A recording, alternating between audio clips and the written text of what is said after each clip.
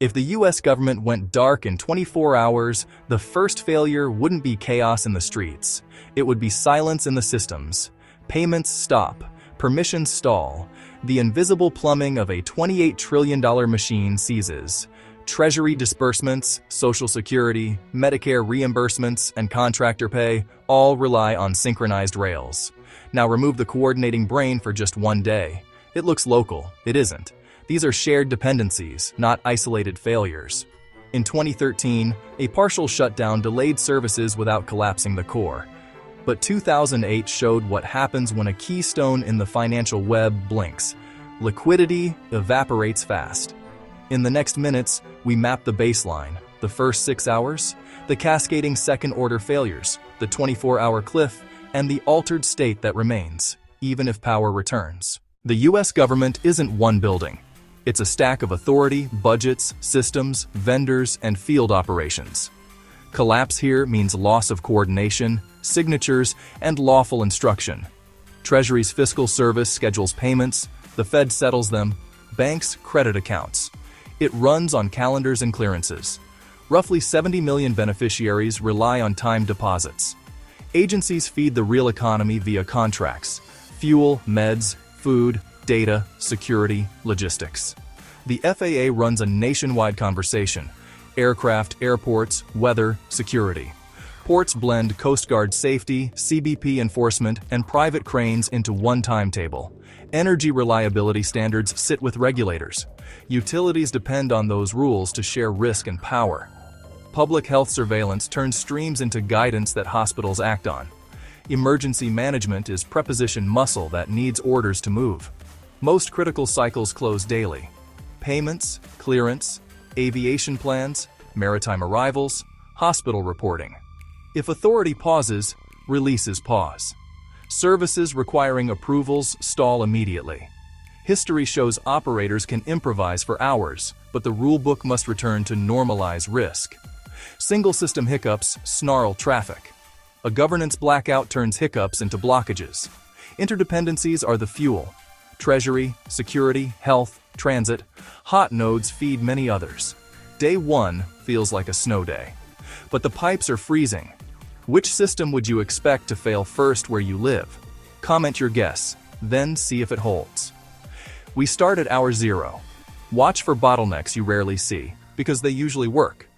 First-order consequences, the visible slowdowns. Enjoying the analysis? Tap like, add your comment prediction, and subscribe to follow the next cascade. It helps others find evidence-driven stories like this one. Hour 0. Treasury schedulers can't release daily disbursements without signatures. Queues form. Banks see pending entries but no settlement message.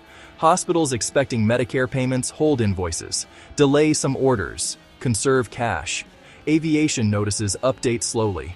Dispatchers add buffers to schedules. Ports throttle inspections rather than wave cargo through unvetted. Operators choose, slow down and stay safe, or speed up and risk liability.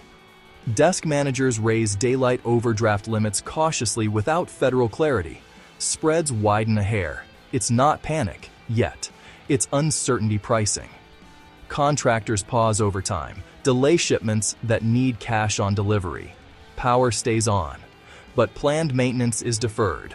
Reserve margins tighten a notch. Anything requiring a federal release code stalls. Some pharma batches, hazardous materials, defense spares. News breaks. Officials issue limited statements. Markets stay open but cautious.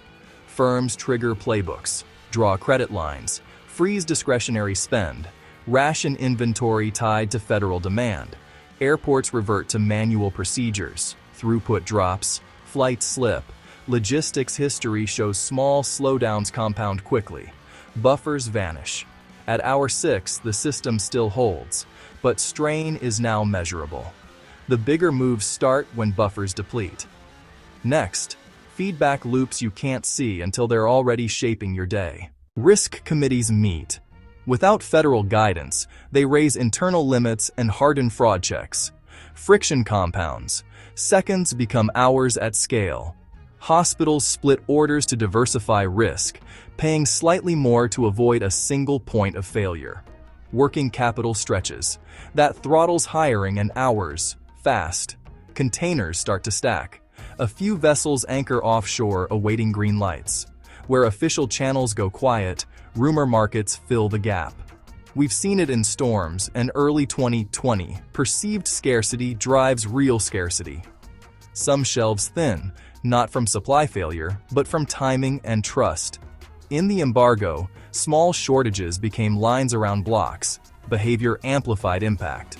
State and local agencies can act, but joint operations often need federal tasking and reimbursements. Readiness dips. Crews hesitate to deploy reserves without funding clarity. Cyber incidents are handled locally, but federal fusion centers speed attribution. Today, slower. Traffic managers meter flows. Fewer planes, longer flights, missed connections. At hour 18, a threshold. Daily cycles must close or roll over. Night amplifies risk and uncertainty. Next, the 24-hour cliff. What rolls into tomorrow and what doesn't. Some federal payments miss their window. They will post later if authority resumes. Vendors hit covenants. Banks call not to panic, just to tighten. Defense depots hold spares that require federal acceptance for release. Hospitals trim elective procedures to conserve supplies and staffing. Delays roll across time zones as metering persists. Futures widen their bands. Algorithms price uncertainty, not doom. The 2011 Brink showed how quickly yields reflect governance risk, without any factory breaking. Trust is collateral. When it thins, liquidity and investment pull back. Distribution centers ration shipments toward stores with calmer demand. Prepay only becomes standard to reduce shrink. Local officials fill the gap, but their authority is geographic, not systemic. At 24 hours, the cycle either resets with instructions or drifts into day 2. Even if authority returns at hour 24, the system that wakes up isn't the one that went to sleep. Morning, orders resume. Backlogs do not vanish, they resequence. A wave moves, ports to trucks to shelves. Recovery is an S-curve, not a switch. Payments clear with exceptions. Some require manual review, adding days. Hospitals reorder, but inventories stay tighter for a quarter. Risk premia fade over weeks, if no repeat shock arrives. Agencies write after-action reports.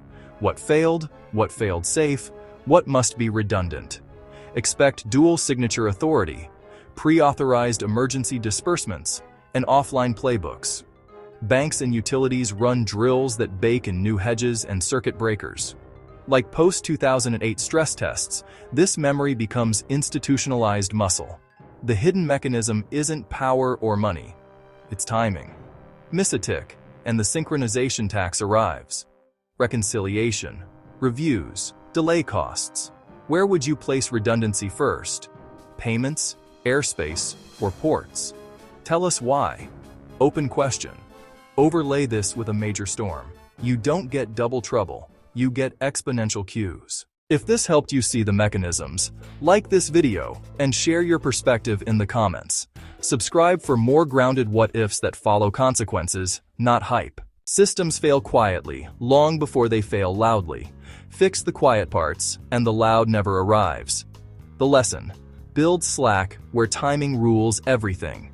Redundancy is expensive, until the day it's priceless. What scenario should we explore next? Share your ideas below. You've been watching If Verse, where imagination meets possibility. See you in our next reality.